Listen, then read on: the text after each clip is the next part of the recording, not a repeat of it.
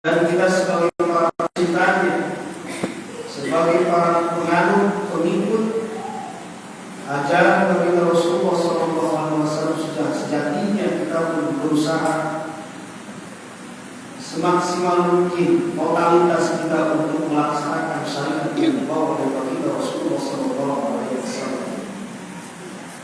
Bahwa Syekh Al-Albani pada salah satu menyampaikan bahwa kalau kita ingin selamat di hadapan Allah, selamat di dunia, selamat di akhirat, atiiullah wa atiiur rasul wa ulil amri minkum. Yang pertama, taatilah Allah. Bukan hanya sekedar kita iman kepada Allah, meyakini Allah adalah Tuhan kita, tetapi kita pun berusaha melaksanakan semua perintah Allah, menjalankan segala perintah Allah, dan sekeras mungkin kita berusaha untuk meninggalkan apapun yang dilarang oleh Allah Subhanahu wa Ta'ala. Tidak susah dan tidak mudah. Dikatakan susah, ya susah bagi orang yang tidak mau berusaha. Dikatakan mudah, insya Allah mudah bagi orang-orang yang sungguh-sungguh dalam menjalankannya. Singkatnya, simpel ceritanya, ibarat kita mau ngaji seperti ini. Kalau bukan karena cinta, walaupun sekecil apapun dalam hati kita, cinta kepada Allah dan Rasulullah, berat kita untuk bisa ngaji kayak gini. Yakin. Dan jangan katakan dalam diri kita, kalau hadirnya kita di sini karena kehebatan kita, karena kekuatan kita, karena kesehatan kita, atau apa saja alasannya.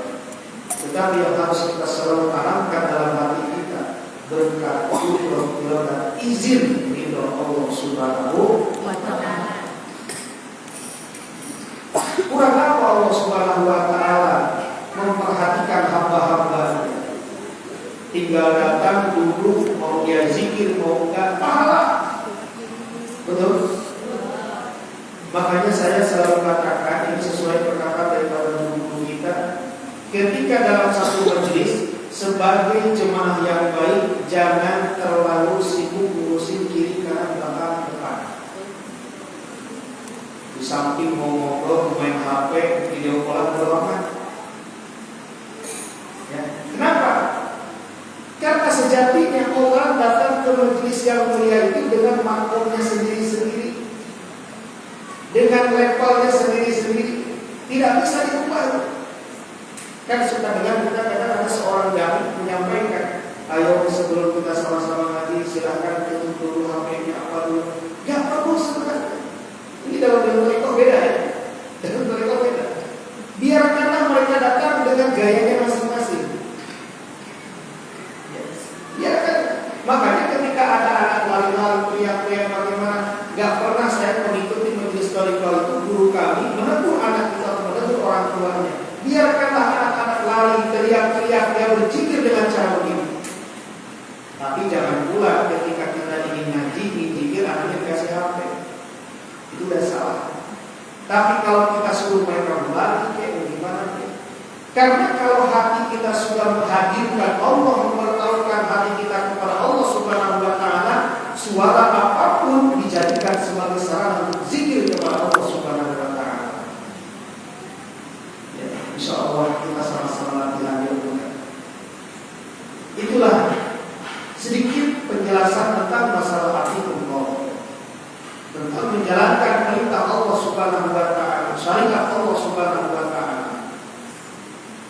Di dalam firman, di dalam syariat Allah Subhanahu wa Ta'ala, kadang kita ditentukan, atau bahasanya kadang kita ditemukan dengan ayat yang menerangkan bahwa kita itu sebenarnya wajib mengimani, wajib meyakini, tapi ego kita, tapi hati kita belum siap untuk menerimanya.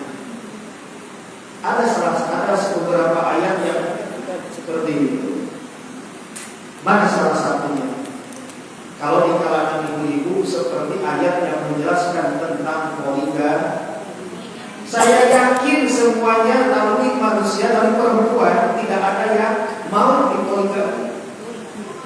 Tetapi tidak boleh menolak ayat poligami. Betul kan? Betul. Kalau menolak dalam arti kata belum siap diri kita, wajar, manusiawi. Justru kalau ketika ada yang seperti itu, mau suaminya berdua, bertiga, mau empat, bersepuluh gitu kan, diam saja, itu nggak normal. Ya, nggak ada kepekaan namanya. Jangan selama ini kepada suaminya cinta atau saya nggak tahu kan. Nah itu salah satu ayat yang kadang kita dituntut untuk mengimani, karena kalau kita menolaknya syiriklah kita. Semua ayat seperti itu. Contoh juga ketika ayat yang memerintahkan untuk melaksanakan sholat tahajud, ketika dengar ayat itu terpacu kita pengen tahajud. Tetapi kenyataannya alam di mata bunyi itu nggak bangun-bangun. Ujung-ujungnya pas subuh kebangunnya, udah agak terang sedikit. Di masjid yang kuliah subuh udah selesai, udah sholat isya. Padahal alamnya dimulai jam 3, setengah 4, jam 4, kemudian maju terus. Ujung-ujungnya di masjid sudah terang, lampu udah nyala, di masjid baru bangun. Itu biasa. Itu biasa. Karena kita masih berjibaku dengan ego kita. Inilah pentingnya kita selalu hadir di majelis ilmu, hadir di majelis zikir, menata ego kita, menata kesombongan kita. Jangan dikira Ustaz saya sudah tidak sombong, insyaallah dijamin. Kata siapa? Buktinya kita lagi baca Quran aja berarti kita mau ada yang kayak gitu. Lagi yasinan gitu kan. Asimul Qur'anil Hakim innaka minal mursalin. Benar mana sih? Yasin kayak gitu. Padahal Yasin itu firman Allah. Di mana adab kita di hadapan Allah Subhanahu wa taala. Menurut Syekh Hasan Al-Basri dalam kitab Nasaihul Ibad dikatakan bahwasannya orang yang tidak punya ilmu tandanya orang yang gak punya adab.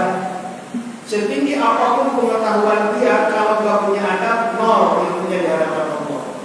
Ya, mau dia level kiai, kalau lagi ngaji motor, bukan kiai, itu kiai namanya. Mulai proses kayak di kamar. Bahkan nanti tasbih. Kita pegang tasbih, muter-muter tasbih, sedikit bagus kan. Tapi kalau lagi ngaji gak bagus. Ya. Dalam ulama-ulama pandangan ulama-ulama tasawuf, ketika kita mengaji memutar-mutar tasbih dengan tujuan berzikir itu gak bagus. Kenapa? Karena kajian yang disampaikan oleh guru-guru kita jauh lebih mulia daripada zikiran yang kita baca. Kenapa? Karena yang disampaikannya pun adalah tidak terlepas firman Allah dan sabda Rasulullah SAW. Belum tentu zikir kita sendiri muter-muter tasbih lebih khusyuk kita. Makanya kalau lagi ngaji ya udah diam aja. Makanya kenapa di dalam etika dalam adab mendengarkan khutbah Jumat, ketika khutbah dikumandangkan, disampaikan, tidak ada aktivitas selain hanya sami'na wa ata'na. Begitu juga dalam ketika kita dalam majelis taklim, dalam majelis zikir, ikuti saja. Jamaah yang dirahmati Allah Subhanahu wa taala, aqimullah. Yang kedua, wa'atiqur Rasul.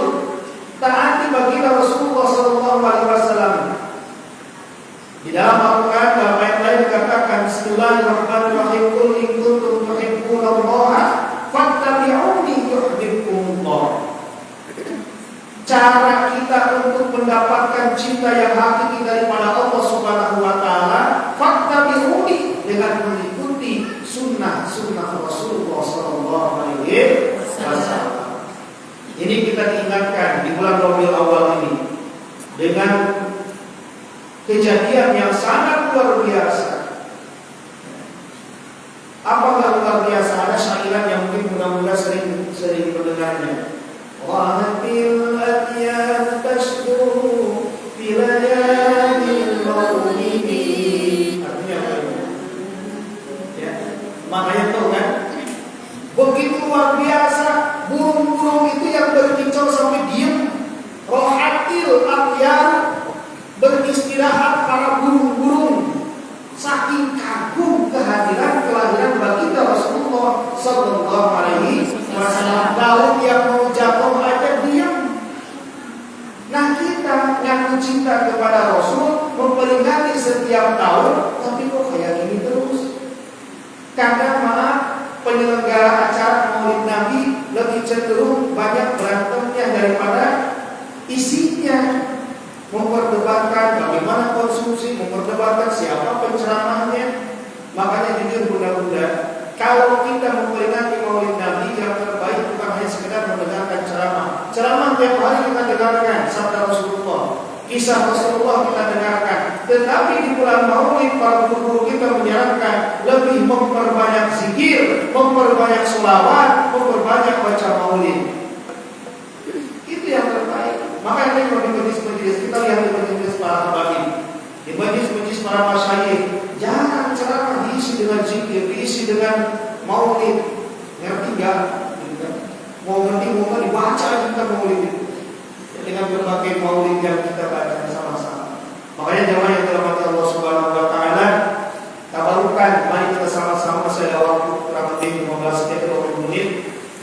Kita bacakan tabarukan pembuka daripada Maulid dan kita sama-sama untuk sholawat. Walaupun tadi sudah diiringi dibuka dengan sholawat, makanya insya Allah begitu luar biasa keadaan suasana sekitar kita begitu sejuk dan adem.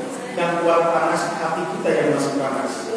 Ya, jadi ibaratnya kalau Abi bilang, jangan disalahkan cuaca, jangan disalahkan kompor yang ada di depan kita, tetapi panasnya diri kita karena suasana hati kita masih panas.